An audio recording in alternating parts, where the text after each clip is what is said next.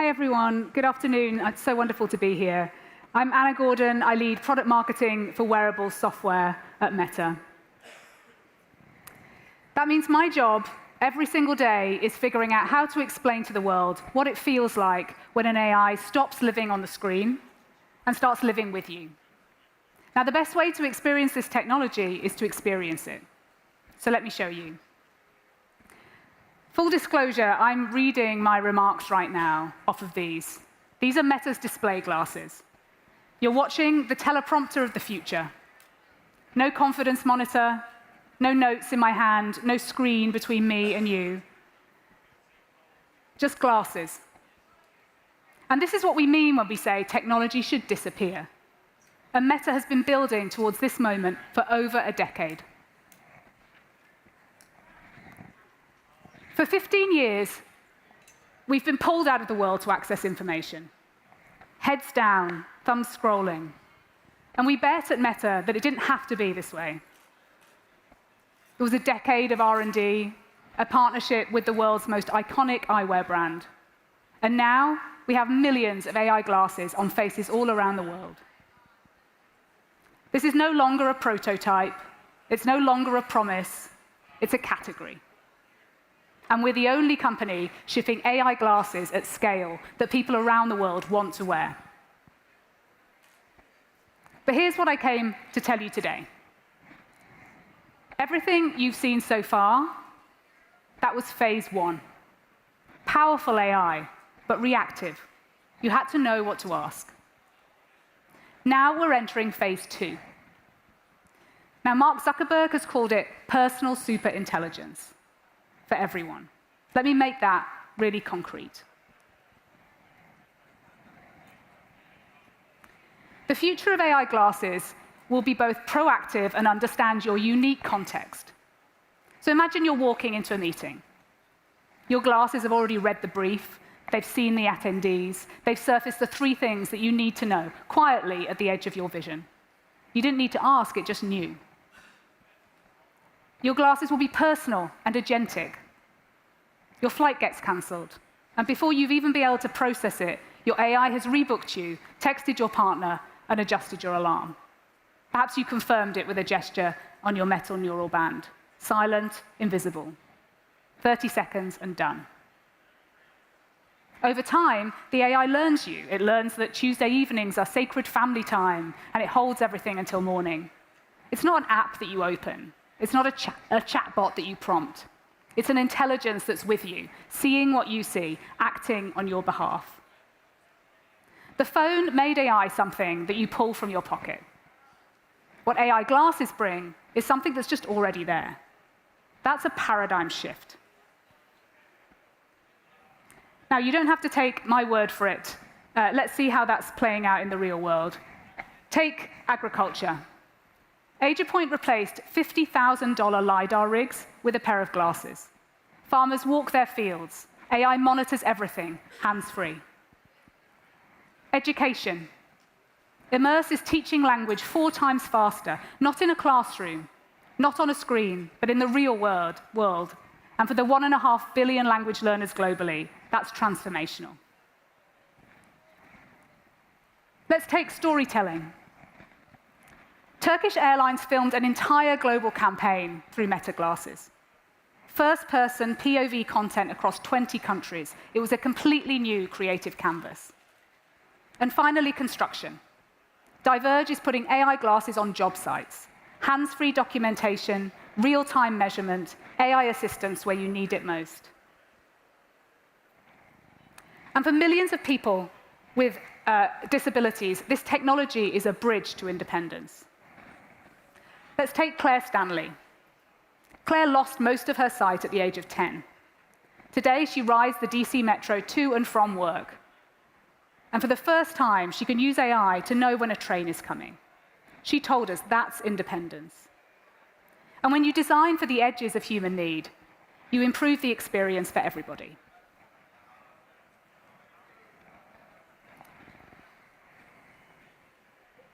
So we've talked about farm fields, we've talked about city streets, we've talked about refugee classrooms and airline campaigns. And clearly what started as a bold bet is now transforming how people work, learn, create, and connect. That's the breadth of what this invisible interface unlocks. Meta AI reached 1 billion monthly active users in 6 months. Mark Zuckerberg said, demand is still outpacing our ability to build the glasses. We literally cannot build them fast enough. And our roadmap delivers an on-ramp for every ambition level. Camera glasses, display glasses, and soon AR glasses. Every price point, every use case. Now, you've probably noticed that quite a lot of companies have announced their entry into AI glasses this year. Honestly, it's the greatest compliment that we could ask for. It confirms what we've believed for a decade, that this is a category. And when the rest of the industry follows you into a market, you know you got that bet right. The best way to really understand what this means is actually to hear, not just from me, but from the people who are building on it. So I'm going to bring up 3 leaders who are really proving this platform's potential. We've got Quinn Tabor from Immerse, Kevin Lang from AgePoint, and Tai Winn from Diverge. And as you listen, I'd love you to think about what you would want from an AI that sees what you see and knows what you know. Because that future isn't 5 years away. It's here. Please welcome my panelists on stage. Nice to see you. Nice to see you. Great to see you.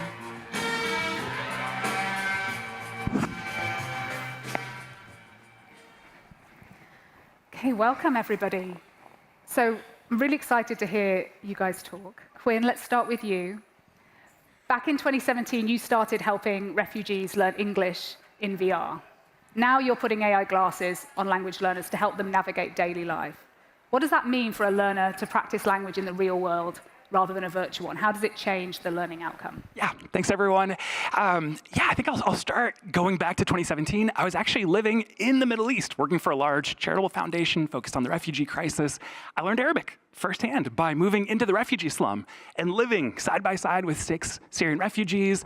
And it was there that I was captivated with this idea of how will VR change the game for language learning?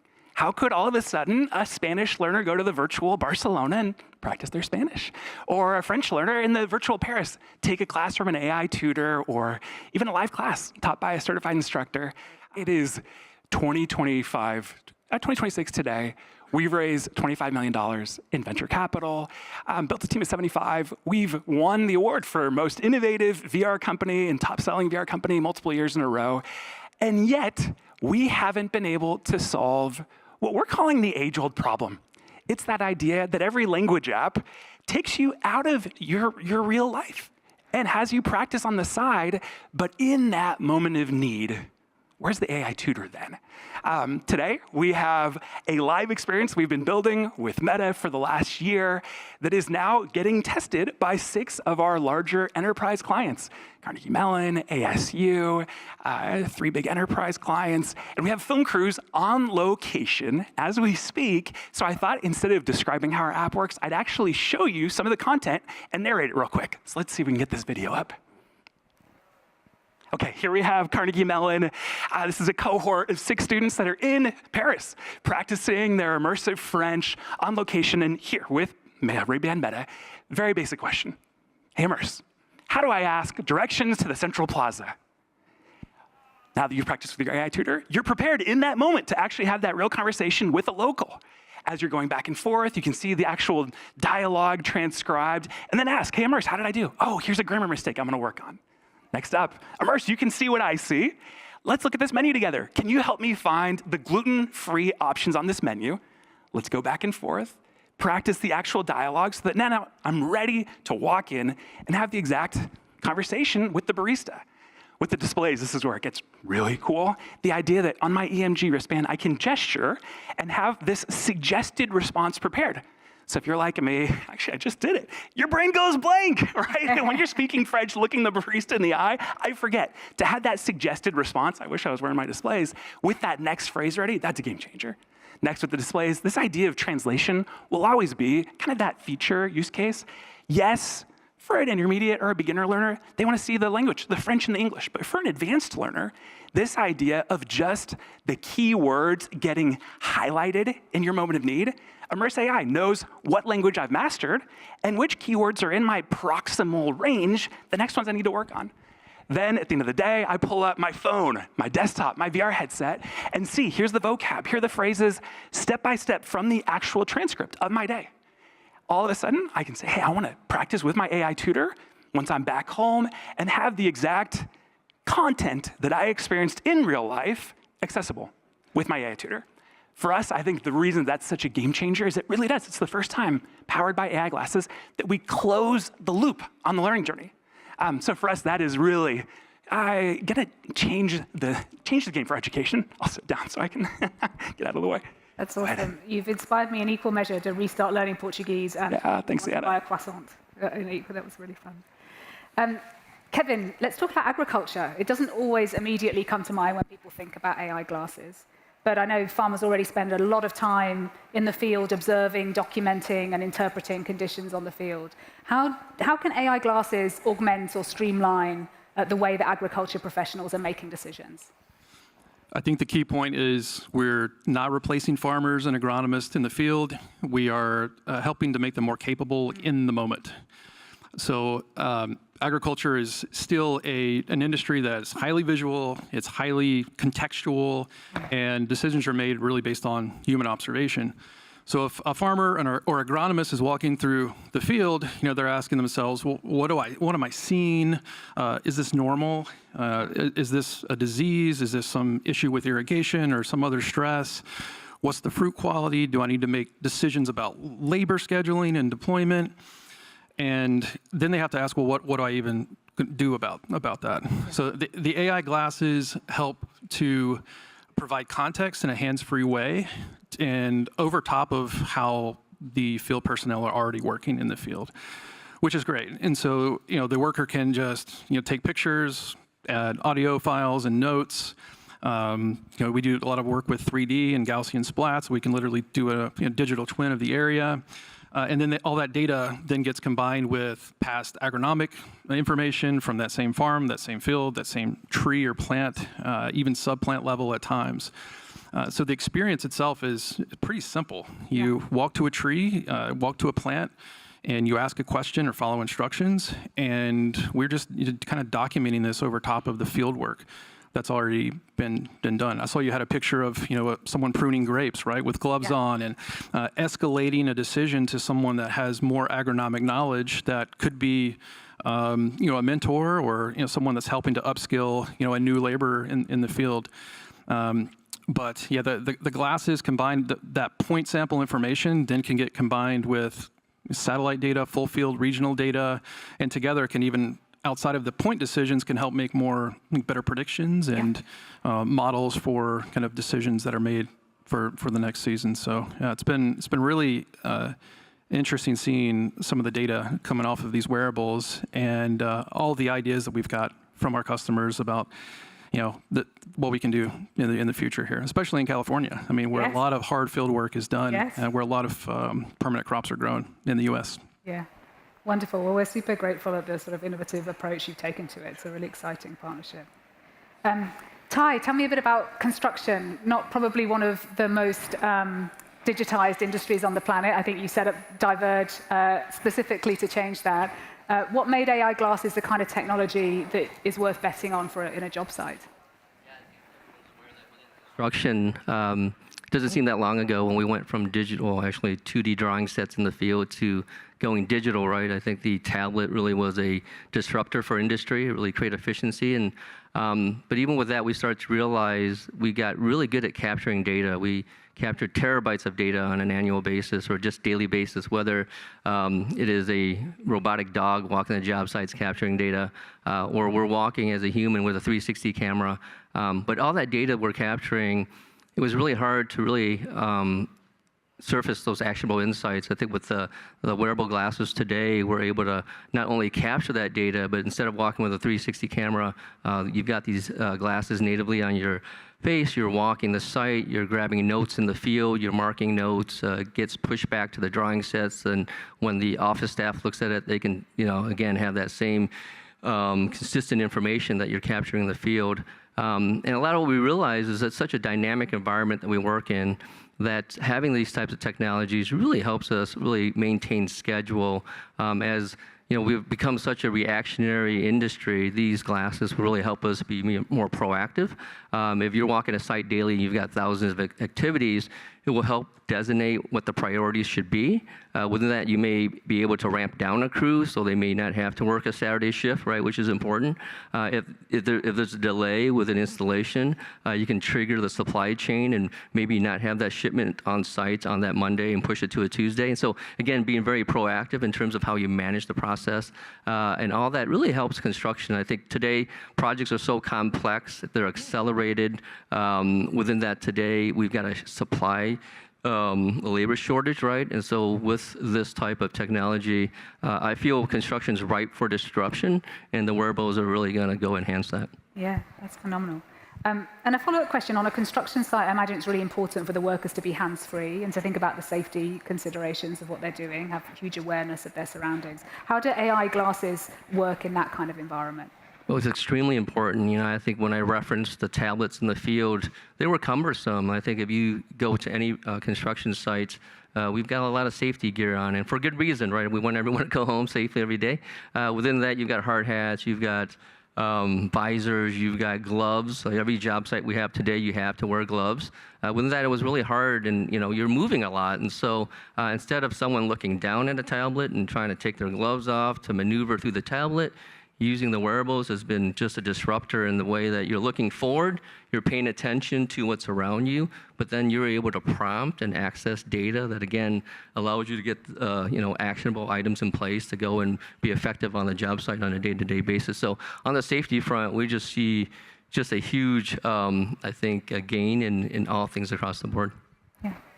And Kevin, speaking about safety, I imagine that's paramount as well in your world. I'm sure you're talking about remote terrain, extreme heat, unpredictable conditions. How does having AI glasses that can see and understand the environment around you save the safety picture for workers in the field? Yeah, the AI glasses and wearables, as Ty mentioned, are equally important in the natural world environment and natural asset management. A lot of times you'll have maybe 1,500 acres that you're covering with 10 or 15 employees that are doing different tasks. You might have sprayed 160 acres with some type of a pesticide, and you want to make sure that you're compliant and not having other workers go into that area, and them knowing kind of what's been sprayed and where safety hazards exist, because a lot of those decisions happen without widespread communication across the farming operation. So the most important thing is that the farm workers get home safely at the end of the night, and we're seeing a lot of interest there as even an initial use case to just make sure that they can take care of their workers as well. And then there's some food supply chain opportunities as well, to making sure that we're managing food safely all the way from pre-harvest to harvest to pack out, and through the retail chain too, that the glasses can help with as well. Yeah, phenomenal. And Quinn, I spoke a bit about AI on glasses becoming a lot more proactive. As you think about anticipating what a learner might need to know before they ask, what new frontiers does that open up for you? What else are you most excited about in terms of the future? Yeah, thanks, Anna. I think for this answer, I perhaps find the perspective of our enterprise sales team the most compelling. That we've been selling into Fortune 500 for going on 9 years, and to be totally honest, our sales team, I think I've heard each one say, Quinn, is this what product market fit was supposed to feel like this whole time? This is such a new paradigm for us. And I think the key framing that we find so resonant is so often, hey, enterprise buyer, you're used to paying for the apps and the flashcards and the online tutors. None of them are there in the moment of need. Mm-hmm. What a colossal gap that AI glasses finally fills. a phrase like, what if we could transform the world around you into your language classroom? Like, those are the things that are resonant, that I just really feel landing. So then how does that convert into my excitement today? It is like a lot of friends at AWE. I'm like, I've been on the fundraising circuit for 9 years. Did our Series A, did our Series B. Like this is my tribe, and I know the numbers that, the number of VR headsets that we deployed over the last 9 years. I know a lot of my peers, the same thing. The number that I'm really excited to report to my board this quarter is we will have closed across our largest buyers a combined purchase order for 8,000 smart glasses, AI glasses, just in Q2. And for my board that knows the numbers, that's more than the last 9 years combined. So we are feeling on our end kind of this new inflection point. So even at the happy hour last night, catching up with some of these other founder buddies, I'm like, man, it feels like 2026, after being at this for 9 years, this is the year that could be this inflection point. And that's showing up in our revenue, but also it's going to show up in the social impact that we're able to see in the world in partnership with Meta. So I think that's really where a lot of my excitement kind of is grounded. Yeah, that's awesome. Well, we're excited to be at that inflection point with you. All right, do you fancy some lightning rounds? Should we give it a go? Ty, should we start with you? What's the one use case on AI glasses you haven't built yet, but you can't stop thinking about? Well, there's so many. I think as we go across the enterprise and talk to our people, and the boots on the ground for us really is what gravitates us to go and prioritize things in the right way. I think the one use case that I can't stop thinking about is, again, those I keep referencing back to the actual insights. I think for all of our field staff and what comes at them on a daily basis, the ability, again, for us to point it towards construction data and understand at any moment walking into a room and understanding what the progress is of that last installation. Is there a change order that is pending? Is there a pending design change? Can we close out this wall? Those things, I think, once we get to that point where we're able to surface that type of insight on a construction site, will be a game changer. And it's, again, it will make the environment much safer as well, because we're not going to be stacking trades. So it's just like this trickle effect once we start to get that type of information on a steady basis. Yeah. Phenomenal. Quinn, what about you? What about with learning, education? Yeah, I think I'll take y'all into like my executive meetings in the last couple of weeks, which has been oriented around, wow, we've primarily been talking about the long-term future of holographic lenses like the Orion that was demoed, 3-4 years ago? Like that's always been kind of our long-term vision. But it's been amazing to see the resonance of the audio-only Ray-Ban Meta, like serious resonance, what I would call a product market fit. So interestingly, I think the exact space that we're sitting in is, hey, let's actually curate most of our product focus on audio only, and then have some of these more maybe sophisticated discussions around, and when does the display extend that learning in a way that doesn't encumber the cognitive load, but can be surfaced in that moment of need in a way that's really elegant. So I think that is the thing I'm most excited about and most pleasantly surprised. It's like, oh, whoa, Meta Ray-Ban Gen 2 is in the $300 price range. We can sell a lot of those. We don't need to wait for the Orion or some other headsets that are multi-$1,000s. That has our sales team fired up. Yeah, that's wonderful. Kevin, how about you? Maybe a similar product evolution for us. We started with photos and video capture analysis, and then the audio as the feedback loop, and also the language piece, just being able to work with Spanish workers and have English, and then we do a lot of work in Asia in multiple languages, and being able to have that interface for communication is great.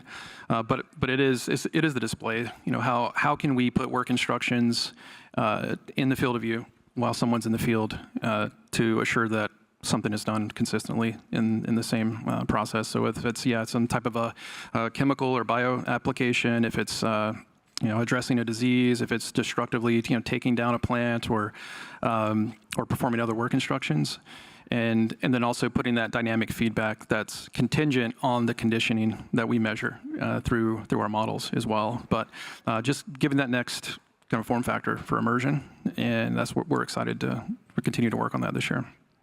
Phenomenal.